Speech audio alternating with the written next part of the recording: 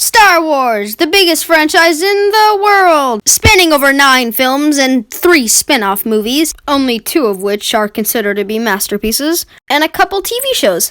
But no one watches those TV shows because they're animated, haha, and animation is for kids. And even if the TV show is really good, no one will watch it because it's just a baby cartoon show for babies. But putting all that aside, there's a TV show that everyone on the internet and in the world loves, called The Mandalorian.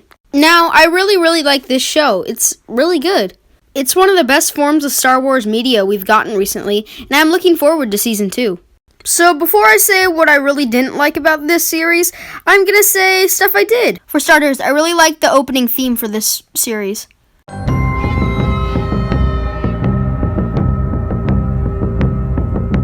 I think it sets the tone really well. And of course, how can I not mention the little cutie patootie baby Yoda?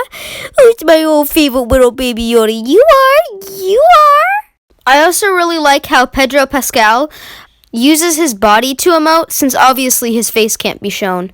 All the episodes are also really good. I really like how each episode is kind of a standalone adventure, but they all kind of tie together too. Like I said, all the episodes are really good except for that weird one. I also really like how it builds the mystery of how the Mandalorian looks under the mask. And that's when I get to the problems I have with the show. The only problem. Overall, I'd give the show an 85% toothpaste meter. Before I get to the things I really didn't like about this show, I'm gonna put a spoiler warning. 3, 2, 1, okay. So, if you've seen the show all the way through, you know that at the end of the show, the Mandalorian takes off his mask.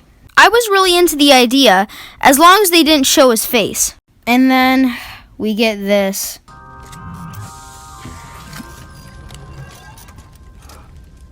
Now, don't get me wrong, I'm okay with the Mandalorian showing his face to the droid, but don't let us as the audience see it, because us as the audience, as the viewer, didn't need to know what his face looked like. In fact, it ruined some of the mystery surrounding the Mandalorian.